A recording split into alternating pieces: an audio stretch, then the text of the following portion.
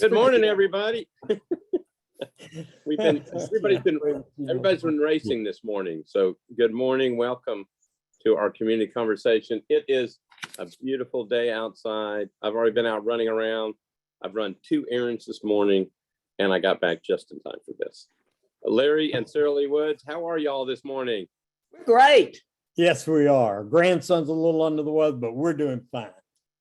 Okay, I'm sorry about your grandson. What's wrong? Everything okay? Now, it's been a week at Disneyland, overdid. Oh, He's going on 3. There should be a name for that. Yeah. So while we're letting people in and we're having this informal conversation, is it good? Maybe this is what we should talk about today. Is it good to take a 3-year-old to Disney World? What do you think? Not a grandparent. I think it's a great bonding experience for parents. Okay. We don't want to interfere with anything that parents want to do. I agree for once with Saralee. Every miserable experience that parents go through is a bonding experience. And that first trip to Disney World is a miserable experience. Well, so my daughter told me that they're not going until like they're 7 or 8. And I'm going like, yeah, right. I'm going like probably 3. But the question would be, is 3 too young? And is the 3-year-old going to remember everything or anything from that trip? Or the parents going to remember the bonding experience that they had? And Saralee, what are you looking at, a cat? No, I'm looking at, yes, there's sumo wrestling over here. That's not me she's talking about. No, That's just cat. looking at them, My neighbor Kathleen, who is part owner of these cats, I feel like they're just over here. They're frisky because it's great weather outside. It is. The problem with Disney is how plastic it is, how totally non-realistic. When I was a kid 100 years ago, you'd go to the county fair or whatever, and there'd be a few rides, and it was thrilling. Disney's got too many rides and too much going on for any true child, 5 years old, 10 years old, to cope with it very well. But the experience is the same. There's too much sugar, too much motion, too much hyperness. All equals the same. All right. Well, let's go back to what Larry just said. Okay. And that's going to lead into today's conversation, I think. All right. Because when you said it, I was like, well, all right. So Disney provides us with a chance to get away from things, right? So I remember going to Disney when I was a kid 100 years ago with my kids, and I remember staying. We stayed at different hotels when we would go, or we would drive in for the day or whatever. But I remember staying at a hotel, and I remember staying at one of the hotels on site, and I kind of came in through a back way and was going through a staircase, and I saw one of those old newspaper boxes, a vending machine, where it's a vending box, and it was tucked way back in, but it was a current newspaper, and I thought, well, at least they're remembering that they're a part of the rest of the world, but it's all involved in just getting you away from just having a wonderful time and not worrying about other things. Okay. So I assume it's still like that you get away. And Larry was talking about it's all plastic. It's something completely different and apart from what we normally do. And it's fun and it's entertaining and they work really hard to make it so that you spend lots of money and but you get kind of a not a real world experience. Correct. It's consumerism at its worst. And I'm a total hypocrite here. I took our kids, a dozen times to Disney, right, or more times than I care to remember. But, the Disney World experience epitomizes a lot of things that are wrong with our society. Long lines, chain supply broken today in terms of long lines, where if you have more money than your neighbors, you get special privileges. You can pay extra and get tickets to put you at the front of the line. That's right. It seems to me one of the core essences of our democracy is you can't break line. whether you're a school kid in the first grade or waiting to register to vote or any of the myriad other things we deal with every day. I think a basic principle ought to be, and mostly is, you can't break the line. That's unfair in a No, democracy. there's one big exception to the rule. If you are somewhere and you're standing in line at the women's room and there's a woman in the back who is expecting a baby, she always goes to the front of the line. Is that really a rule? I mean, it should be. It but should be a it's men's or women's room, absolutely. There should be no line ever for women like that. So if there's a man in line that's expecting a baby, then does he get a break line? No, his work is done. I mean, the woman's the one giving birth. But you're right, Jim. This is the ban the books subject. Right. There are exceptions to not breaking the line for me, whether it's a pregnant person or someone sick or disabled. There's some obvious exceptions.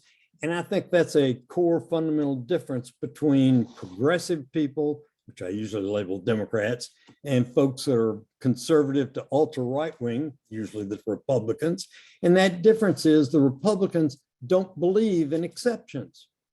It's either red or it's yellow. There are no exceptions according to the Republicans, whereas we Democrats, sometimes to our failure, we're always stopping and say, well, now wait, there are 10 exceptions. There are 10 situations where we wouldn't follow the rule. And the Republicans just stick to no, the rule is no abortions. Doesn't matter if it's rape, incest, et cetera, no abortions is their rule. Whereas we're very prone to say, no, you've really got to think this through. And it's really empathy. It's the ability, which I bet everyone today that signed up for the program here has a powerful sense of empathy. I know, Jim, from your work with the homeless in Nashville and lots of the other work you concentrate on, you have a great understanding and appreciation for everybody in our society that doesn't have the privileges that some of us have. And those of us that are privileged, that are well off, we need to constantly keep in mind and reach out to the people who need some help, because at times all of us need help. And the conservatives don't see the world that they're like the serial killers. And I'm not going to apologize for saying that. They have no sense of what other people live through in their lives. You're 10 years old and your stepfather raped you and you're pregnant, tough, no abortions. I mean, what a tremendous lack of concern for everybody else on the planet.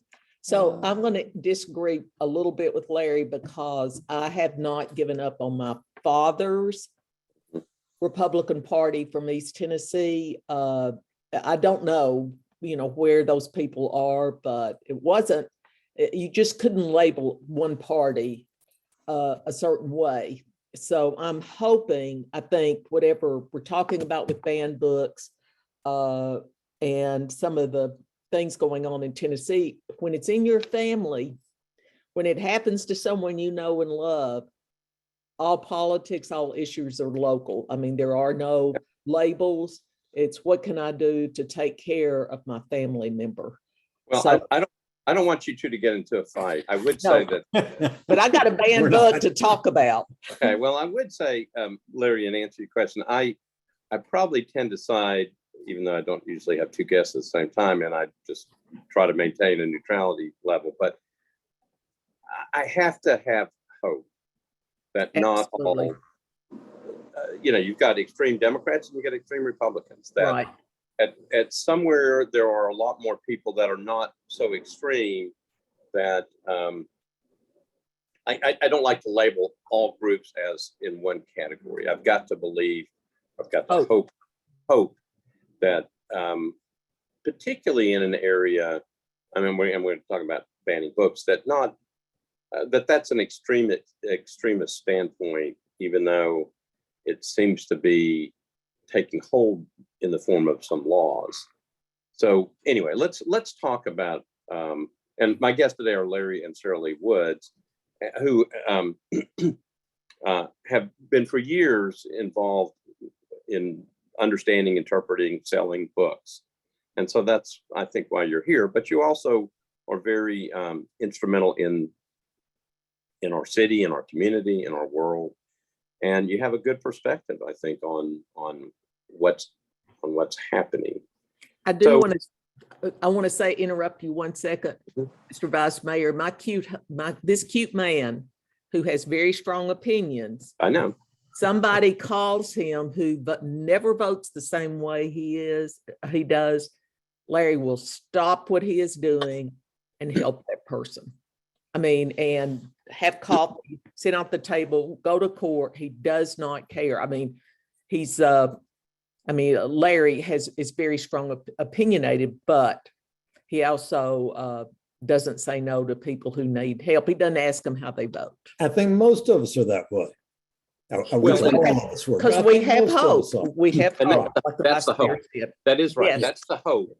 Yes. And I hope that people, I mean, I love what you just said, because I hope that someday somebody might say that about me, is that I really don't care political parties. And even if it's I may disagree with you on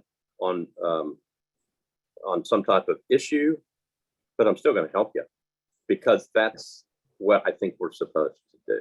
Jim, I think you are well known for that.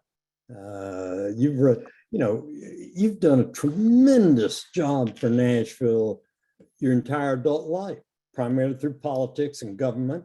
Everybody knows, almost everybody knows who you are and what you stand for. And if all our leaders, both parties, were more like you, we'd have a much better environment to live in. And if people were orange during football season, I know Joyce can help you with that.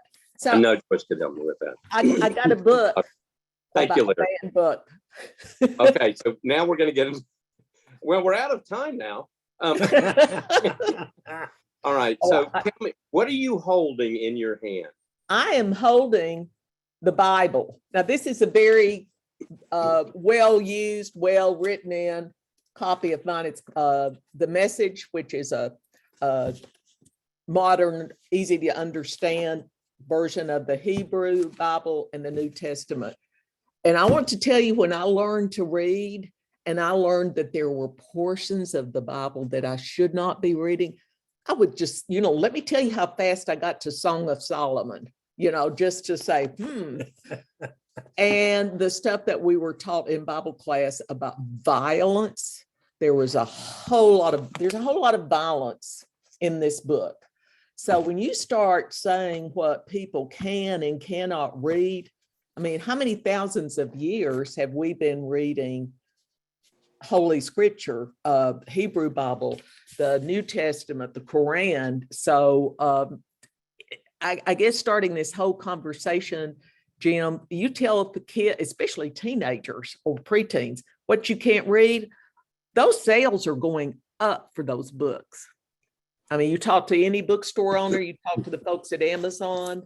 So it's just real interesting. And I did not understand how really the controversy about transgender, because I've been off in my own world, how much of that is related to sexual orientation and talking openly about that. And Anne Frank is a downer, so we're not going to read that book. The Holocaust in World War II was a downer. Some of the reasoning for this has been really surprising to me. And I have to say, Reader's Digest was like putting all this stuff out there. Okay, this is what people are saying. And I thought, man, I feel like I'm reading one of Larry's science fiction utopian books. Well, you're making a good point, and Jim made an excellent earlier. Yes, I tend to overstate it. All the Republicans are the same, and of course they're not any more than all the Democrats are the same. And I agree with what I think I heard you say, Jim, that it's a fringe group of the Republicans or the conservatives who are leading this effort nationwide to ban books in schools and libraries. I do fault the people that could have influence with them for remaining silent, which in effect encourages them because they're not getting criticized by their own friends in leadership. But I really think these people who want to ban To Kill a Mockingbird and ban Huckleberry Finn and ban, we all know partially some of the lists that we'll talk about as we go along. I think they are the bullies that we all went to school with in 7th grade or 10th grade. They're the people who, when we were young, and it was in the schools I went to, and I think most schools, the bullies were a small number of people, but they were loud and they were active and they were good at poking fun. And who they were picking on, of course, physically, they were picking on the small and the weak. But who they were picking on were people who were different from them. And whether it's difference in physicality or different in sexual orientation or whatever, it didn't matter. And of course, the people being picked on, as we all think back to middle school kind of age, were the people who couldn't defend themselves or weren't as capable of defending themselves as the quote normal student. And frankly, I'm ashamed that I didn't speak up more when I was in 7th grade and say, hey, shouldn't pick on these people. And I think most of us went through that. That was part of the growing up experience, that we learned to speak out when things were wrong. I think these people banning books never outgrew being in middle school, where they were the biggest or the loudest, or according to them, the funniest in the school, and got a lot of attention for bullying people. And they see another opportunity to keep living that kind of life by saying, whether it's the Bible or To Kill a Mockingbird or the Quran or whatever, that we need to go burn it. I mean, prominent leaders in our legislature, 2 weeks ago, were saying, let's just burn these books we don't like. I mean, that's really outrageous. Did they pay any penalty for that? No, not at all. And that's not only sad, that's a bad prediction for where we're headed in terms of leadership for the future, when current leaders can make outrageous statements and A, get away with it, and B, pay no penalty. Then obviously younger people want to be leaders are going to copy that. So it's not just banning books that's bad here, because we all know every kid above the age of 8 knows how to get on the internet. And if we abolished every book in the school, they're going to get on the internet and read all this stuff about whether it's sex or violence or whatever.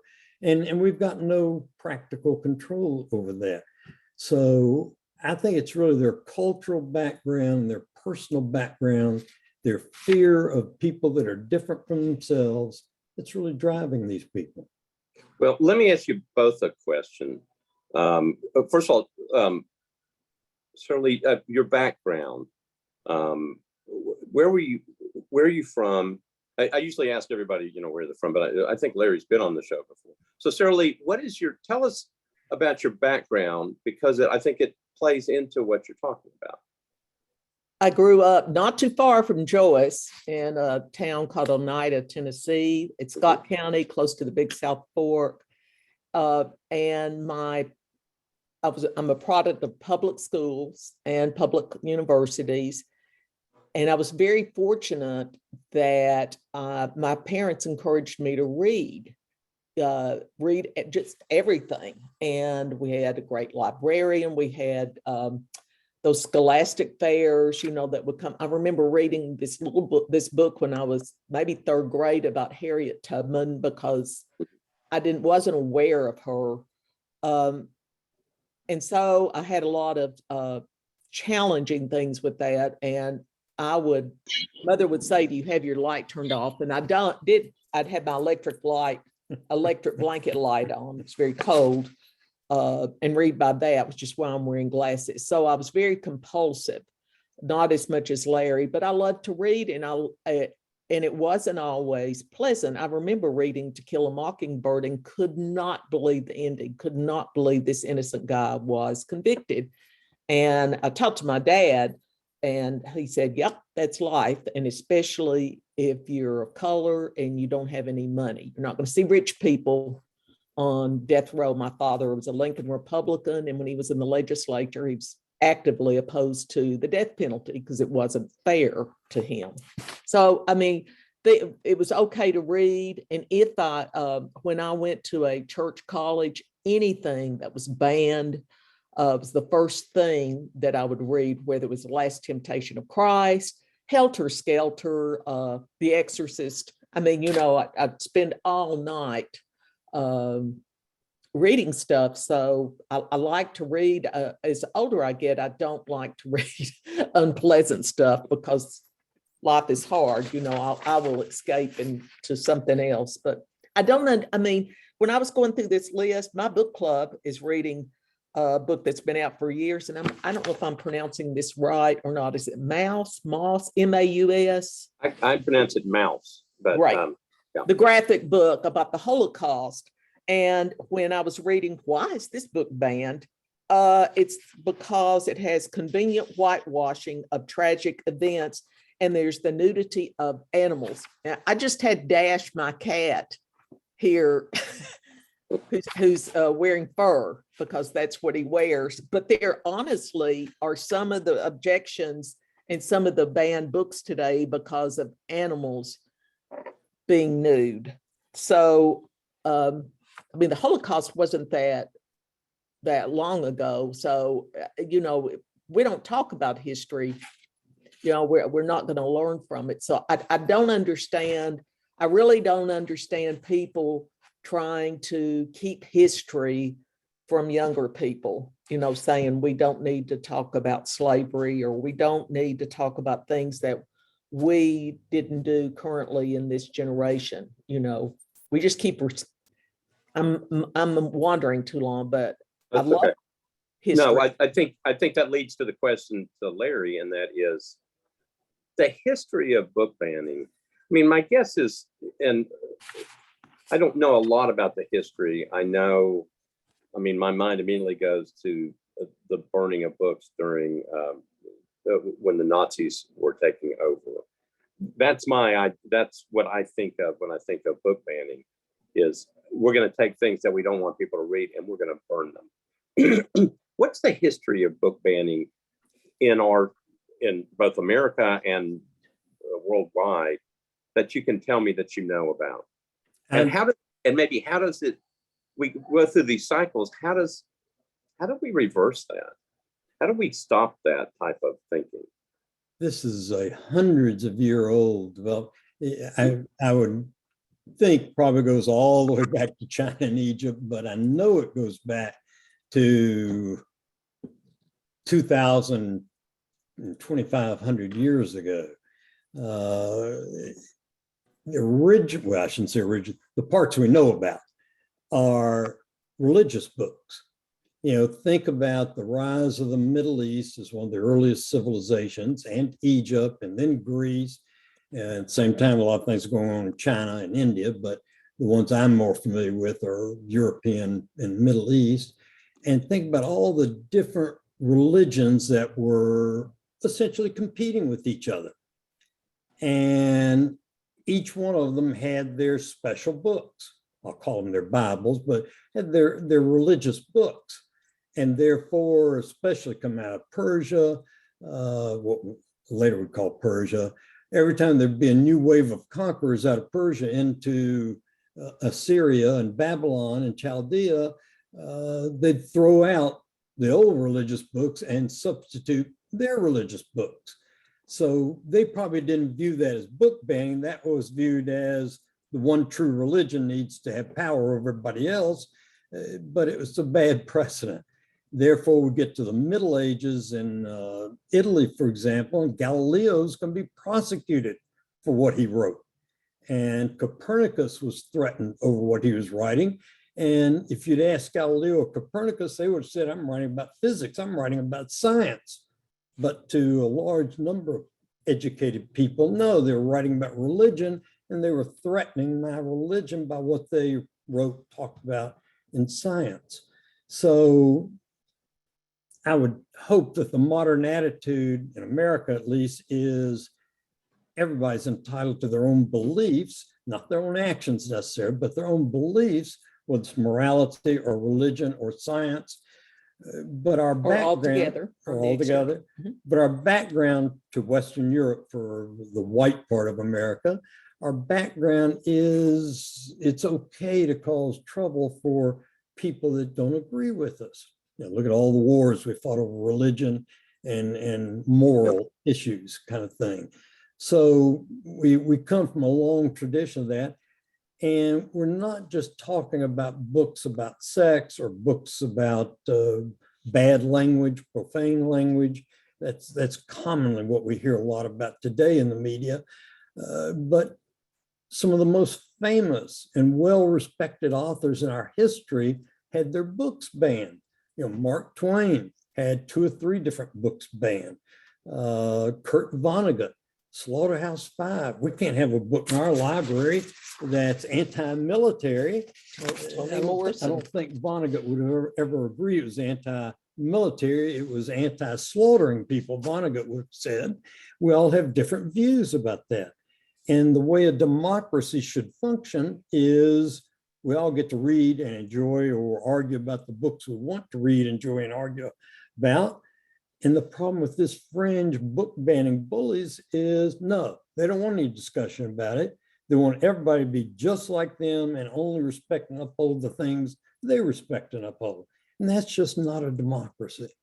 Well, so I was going to ask you, right as you turn to that, I was going to say, what are the principles of our democracy? And this isn't, well, maybe it is Larry and Saralee, their opinions on it, but the basic core functions of a democracy is, you know, hearing different opinions from people. And then eventually you know, if you vote, it's majority wins. But one of the major principles upon what this country was all about when it started was people fleeing from other places because of persecution on the basis of their practice of religion. Right. So I think the founding fathers tried to make it very clear that opinion was welcome and that you could, it was okay. You weren't, you know, I know we've gone through periods pretty early on, but people could express their opinions as long as I think the one thing I would say in the Constitution, I believe is doing there is that you can't, you're not supposed to do things that overthrow the democracy. But your opinions are welcome. So I had a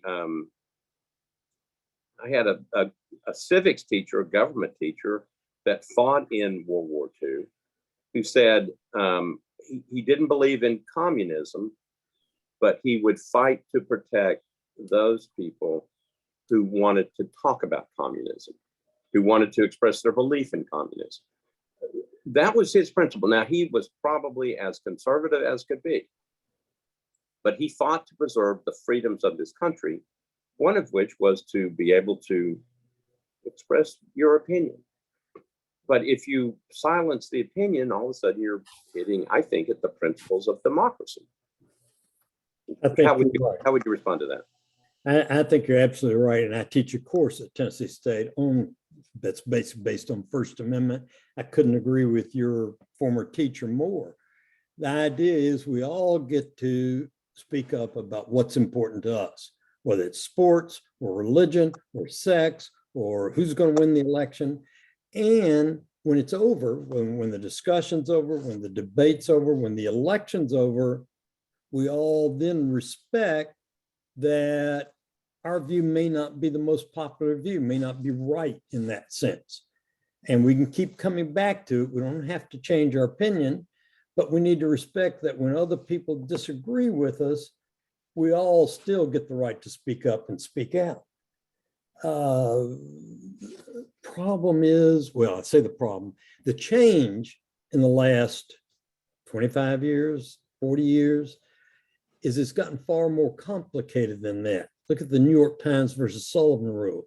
Can the media print, broadcast false things about Jim Schulman?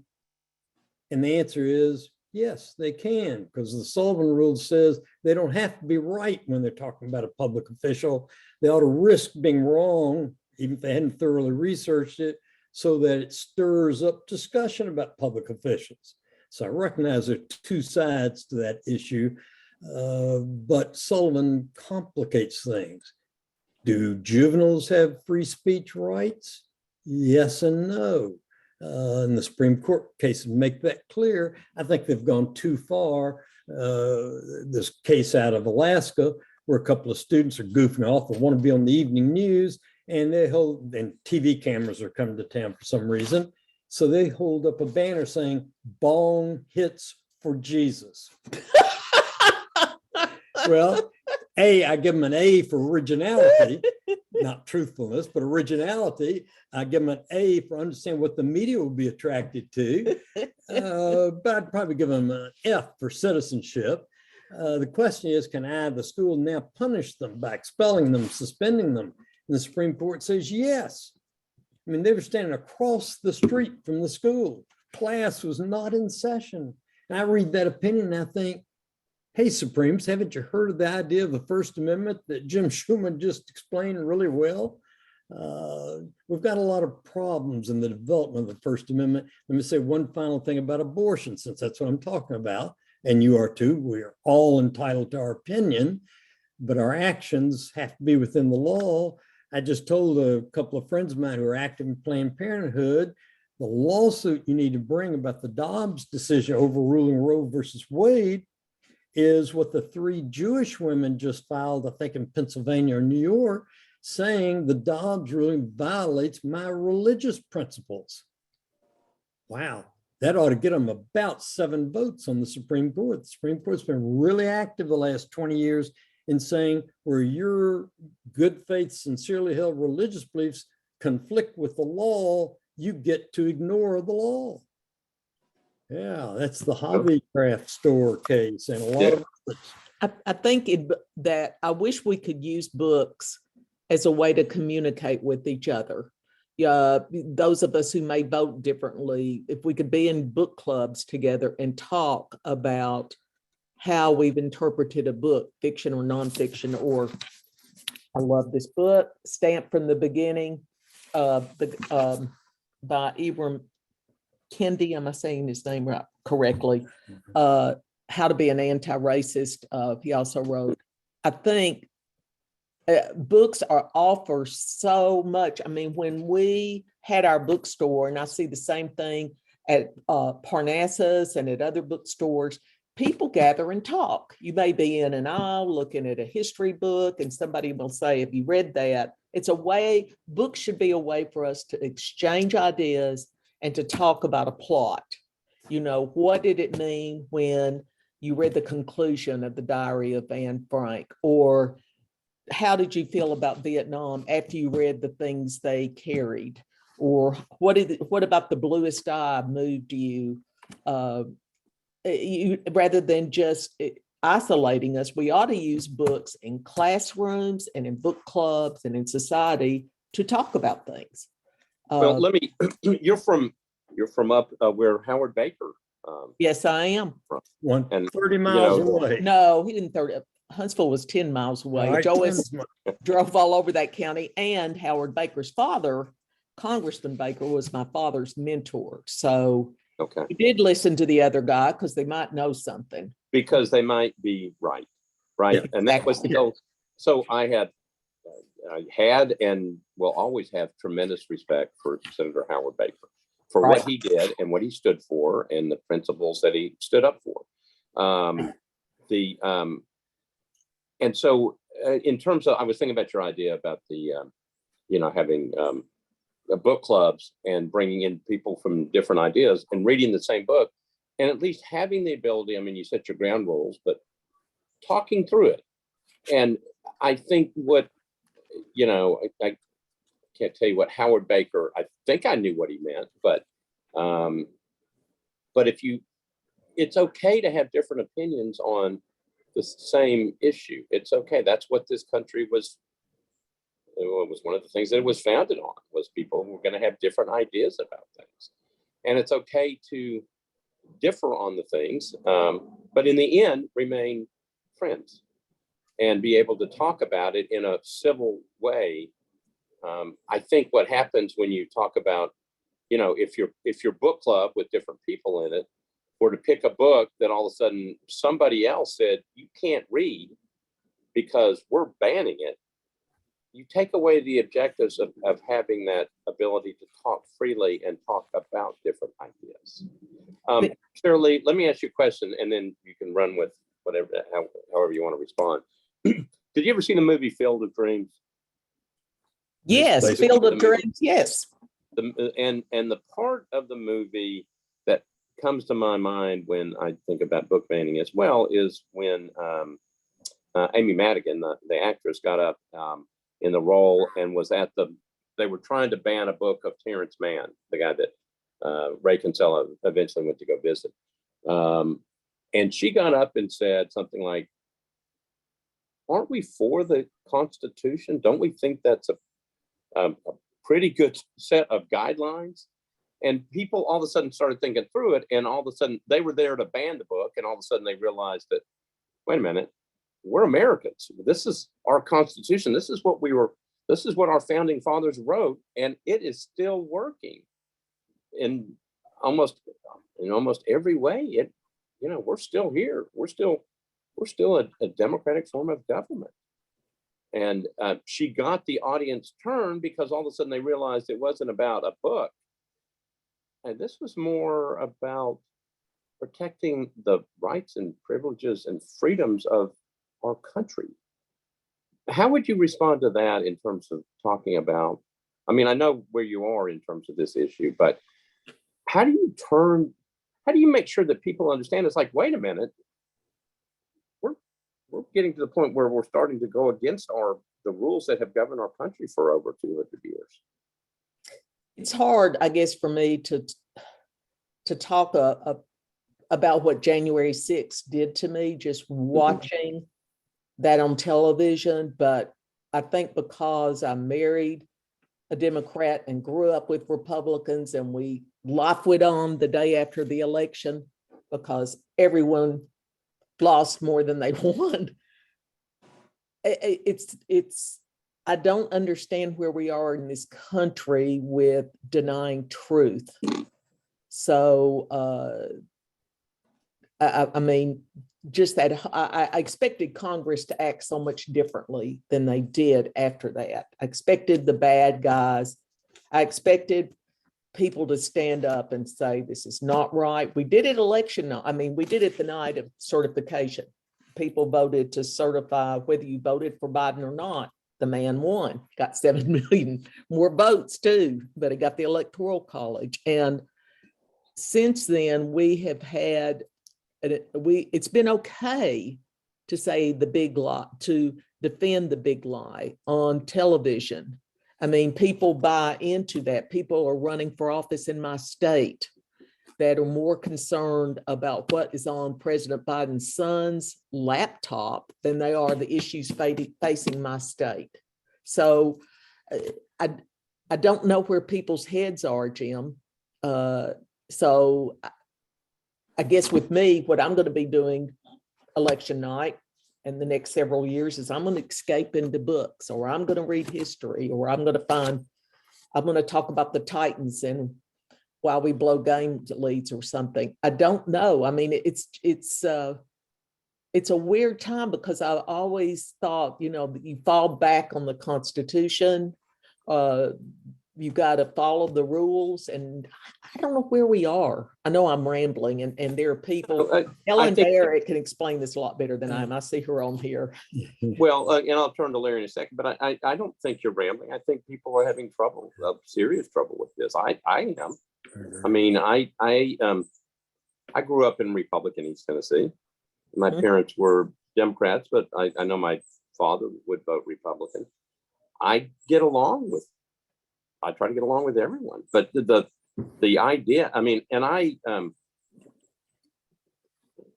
truly love this country. I love the principles. I love what it does. I mean, there are parts of it that, I have problems with, but the overall, the foundings and the principles, I'm extremely patriotic. But some of my beliefs are being, in terms of what is happening, are being shaken a little bit in terms of that. And I would agree with you, and then I'll turn it over to Larry, is that when we send our elected officials to either Washington or to Nashville or to the local governments, there's a higher principle involved, at least in my mind, and that is the protection of the principles of democracy in our country. And that is one of the reasons why the city council, and I started this, and then we created it on 9/11 every year. We gathered together, the city council members, on the front steps of the courthouse, because there are some things that are much more important than either being elected to office or pushing some idea that you have on some notion. It's the protection of our democracy and the people that live here. So we stand together as one. We put aside our differences and go, there are some things that are bigger than others. Larry, in terms of how do we, I expect our leaders, to stand up for the principles of our country. If it gets them beat, so be it. But we have to stand up for America. It may be different in some ideas about what ideas should be, but overall, that's what we stand for, is the freedom of ideas and the freedom of religious beliefs, the freedom of opinion. How do we get back? Yes. How do we get back? Oh, he's got the answer. Yes. Okay. Number one, this weekly program that you and Joyce McDaniel do is a step in the right direction, a giant step. You communicate with people. You communicate with people in the community, whether it's the weekly program you two are doing, or whether it's the Congress in Washington, or the president in the White House, or the religious leaders, or the entertainment leaders. You try to help people, educate people, get along even with people you disagree with, as you've been explaining, and I think are 100% correct. I think we need to look to history, American history, to try to figure out where we go from here. We're in a very dark time in our history, I think.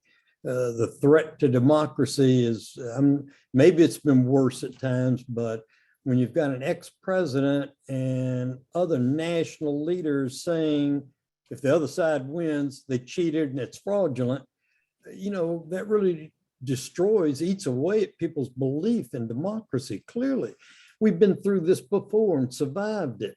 The McCarthy era. For you younger folks, that's not Gene McCarthy, it's Joe McCarthy, the senator from Wisconsin, who decided he could get to be president by lying about people being communist and threats to our democracy. And his crusade of terror and lies and fabrications went on for 4 years. For 4 years, Senator McCarthy got away with calling entertainers from Washington, calling high up leaders in our State Department and many other people communists. So while you're taking your that water, wasn't true. Yeah. So how did that stop? So I know who Joe McCarthy was, but I wasn't around at that time, I wouldn't have remembered it. After 4 years, how did they finally say, stop this? Well, I think two things are important to note about it. Number one, too many people said nothing. The people that knew he was a liar and a fraud said nothing. They were scared of him, or they thought he'd go away. They said nothing. That's why it lasted so long. Finally, it went away thanks to television. There was televised hearings, and the attorney for the United States Army, who was the latest target of McCarthy, the attorney finally looked across the conference room, courtroom, whatever it was, and shook his finger at McCarthy and said, "Senator, do you have no shame? Do you have no shame?" And, that played in every, television wasn't as broad in 1954, but yeah, it played across the nation. And I think it's the point you've been trying to drive home this morning, that people, when they stop and think about it, do value America, do value American beliefs and attitudes. And to suddenly see a very, very effective attorney, very powerful looking man on TV, shaking his finger at this U.S. senator and saying, people should be ashamed to associate with you. People should be ashamed not to speak out. And all of a sudden, from that point forward, lots and lots of people, including the president, started speaking out, and McCarthy lost all his influence. At some point, we've got to get to that point with these national figures, not just Trump, but he's obviously the worst offender. We've got to get to the point where people kind of wake up and pay attention and realize, gee, I wouldn't let somebody like that come sit at my dinner table and influence my children or my family. I need to speak up, whether it's in the media or in weekly programs like this, or in private gatherings or in book clubs. I need to speak up. And I'm not saying everybody's going to agree, because you're right, there's going to be disagreement. But I think there's a broad level of agreement in this nation, Republicans and Democrats, that things are out of control, that we can't trust government, which I think is wrong. I think we can trust the people who day to day make the government work. It's more the sum of the elected politicians we can't trust. And I include some of my Democrats in that. They'll say anything to get elected. Well, there's something, I think people of both parties have great intentions, and then there's something in the water, or there's something, then it's all about being reelected. So I don't know what the solution is, because now you can go on the internet and find something to substantiate your belief, or you can turn on specific channels to substantiate your belief. So I think I like what Pat Meta says, in the chat, perhaps the worst offender is those who are funding Trump and others running on his coattails. I mean, what's been amazing to me is seeing people like Liz Cheney, who are standing up and talking about facts, being overwhelmingly defeated. So, I mean, it's just, it's like reading it's like The Handmaid's Tale. I mean, it's like, and we do have a little handout about banned books, which I'll send to Joyce to send out to everybody that tuned in. I was going to say, you can pass it out now, but it's a little hard right now to pass it out to all the people on the Zoom link. Yeah, right. Yeah. But I mean, yeah, I'll send it to Joyce. But I don't understand. I mean, so last week there are people, justifiably, you're always upset at a close football game, but there are people from Alabama who are complaining about some calls that didn't get made. And I mean, it's just the way it is in football. So now, because if you say an election's legitimate, so does that mean that Alabama can say, well, we won that game? No matter what the score was, we won. I mean, to me, what are we teaching people? I mean, no, doctor, I didn't gain those 5 pounds. Your scales are lying. We're setting a precedence for, I mean, we're laughing. Wait a minute. No, that's laughing because it's true. the expiration date on that milk. It's not 5 weeks ago. It's just, your taste buds are lying. Let's go back to the weight gain thing. I do think that has some merit. I'm thinking about that one, but no, I know we're laughing about it. And I think laughter is one of the best medicines to try to do absolutely. because I shake my head as well. What Larry, there was something interesting you said, because when I said, how did the McCarthyism, kind of the witch hunt stuff stop? And it was television. Now, move to today, and it's social media. It's the reverse that's happening, in the sense that the social media, the access to social media, and the ability to write whatever you want and send it out, and somebody's going to go, that's true because it's on the internet, and it's something that's totally wrong and just made up, and then it spreads like wildfire. It's like the reverse is now happening. I know, you Google something and then it pops up. God forbid you Google anything about the royal family, because you're going to get stuff that popped up. Don't care about. I have taught constitutional law at Tennessee State for 50 years. And about 10 years ago, I tried to sort of review how I was doing it. Now I really have to review because the courts changed so radically. But about 10 years ago, I decided to start giving exams differently. Before that, I'd given the same kind of exam we all got in high school and college, tell me how much you know about this topic or subject.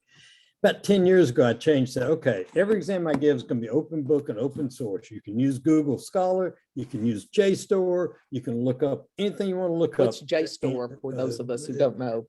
an index to academic journals. Okay. All that brilliant, interesting, invigorating studies that PhDs do. Maybe that's why I've never heard of it before. Yes, right, it is. And I put in there in big dark letters on the exam. However, you can quote anybody you want to on the internet, in other words, to answer these exam questions, but you've got to tell me who your quote, tell me who your source is, and tell me why you respect their authority, why you think they know what they're talking about. And I've never had such a struggle in my life.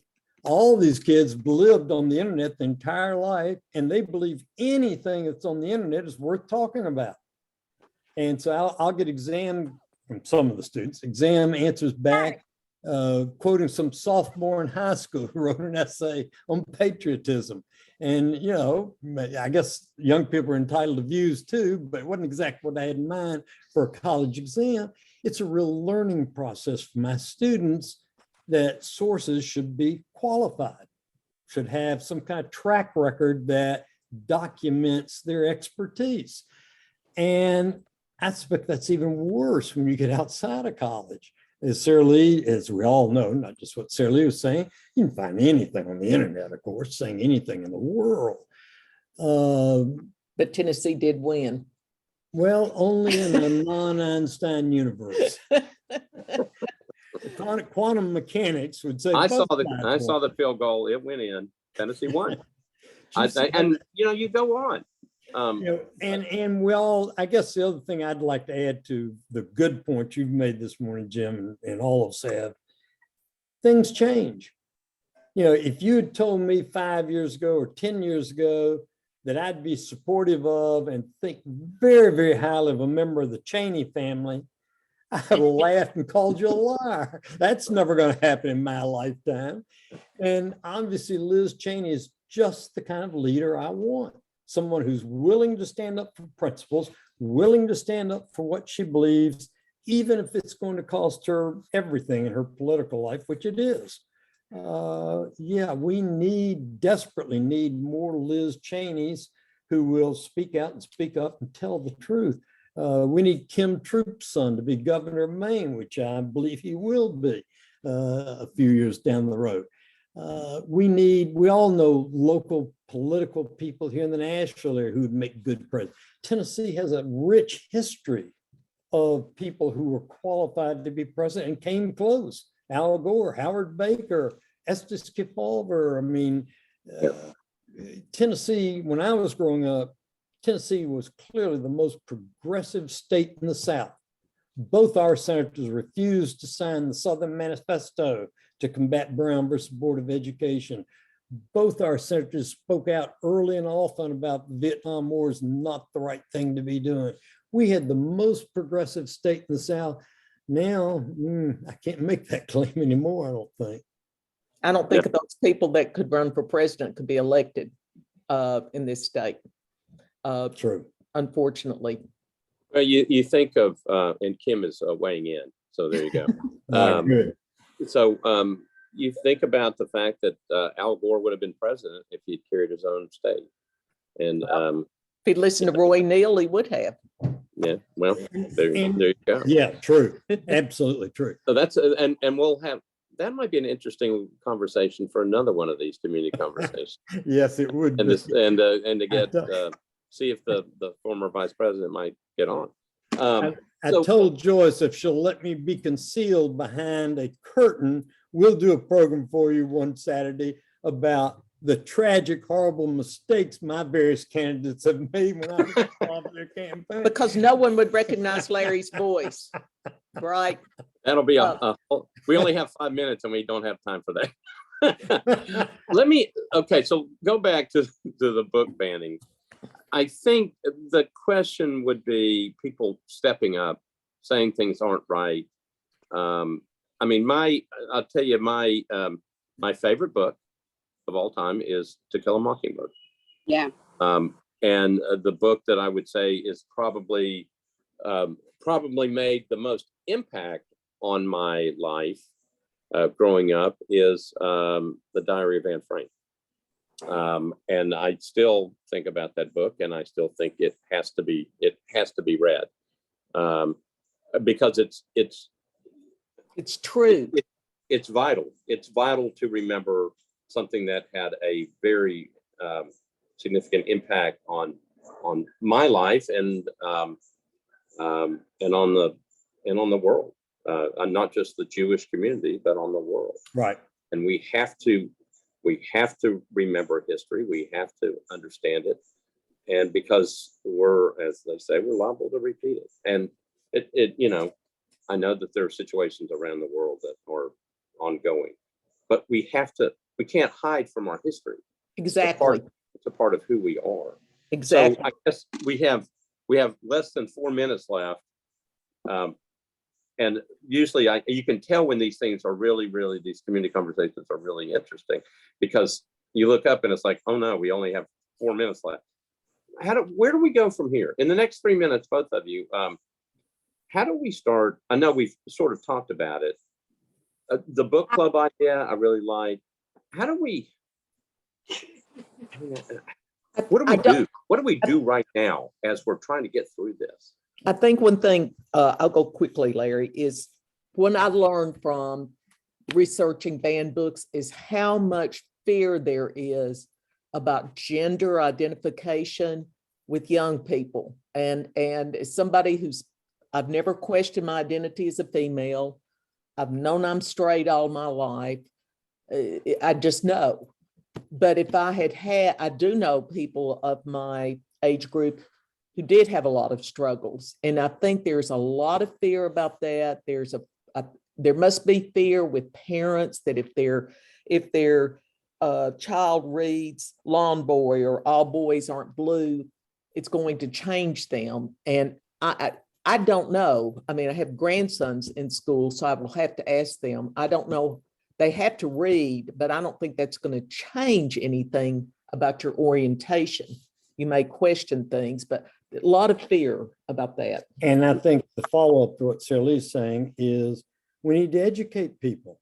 We need to educate them better, because history and just getting smarter, which is how I do with education, will help lower that fear level. And also, we've got to remember, and we need to emphasize this in our community groups and friendships and meetings, the point you've been trying to make all morning, Jim, that disagreeing is not wrong. Disagreement's okay, but we need to remain civil about it in the sense that we're going to talk rather than fight. My next practical suggestion is, of course, and this whole group here today already knows it, we need to vote for and encourage politicians who are truthful and honest and want to work hard for the community. We've got a lot of those here in Nashville, but we've also got a fairly good number who would not fit that label. We need to get rid of those political leaders. And finally, I guess I would say we need to mobilize and keep track of these various groups, Moms for Liberty, that are the modern wave of let's ban books. We need to publicize how it's the Koch brothers and their ilk that are funding them, and they could care less what books are in the library. They just want political power. That's what's really going on in terms of the funders and the organizations behind this whole movement. We need to publicize that more so that the average person on the street who isn't eaten up by politics will come to understand, oh, that's what's really going on here. And one other thing, because I am a person of faith, and I think that we need to call on our faith leaders everywhere to remember what the golden rule is to be a good neighbor and to be kind to each other. And if you're out there doing things in the name of religion that are mean and hateful, that's not a good way for us to be going. So that's my Pollyanna thing. And Joyce said I'm supposed to say, go Big Orange. Go Ball. I saw that. I think they're playing, they went from playing Alabama to UT Martin today. I know. In Alabama, everybody wants somebody to beat up. I don't know. You never know. It's like the Titans. You never know you just don't know. Okay. We need to start a movement to convert tackle football to touch football. And I know everybody's going, well, 90% of the nation's going to laugh at me about that, but we're killing kids out there. We are killing kids with our support for the NFL and college football and high school football. There's just no excuse for it. Larry, I just got a message that it's time to end the program. Yeah, I knew that would be a no-go. Yeah, I figured that was coming. You all have been great. Thank you so much. We will not be here. I will not be on next week, but the week after we start back up around what it'll be like somewhere in the first weekend of November, and then we'll be going through the holidays. And I know that we will have some holiday special stuff going on. But Larry, Saralee, thank you for being my guest. We'll continue this conversation because it is a very, very important one. And anyway, thank you all. Everybody have a good rest of the weekend. Have a good week ahead of you. We'll see you in 2 weeks. And I'll be watching football this afternoon. Go Vols. And it will be, I think they're still playing tackle, but Larry, I'll let you know if they. Okay. Everybody be safe. Thanks, Bye. everybody.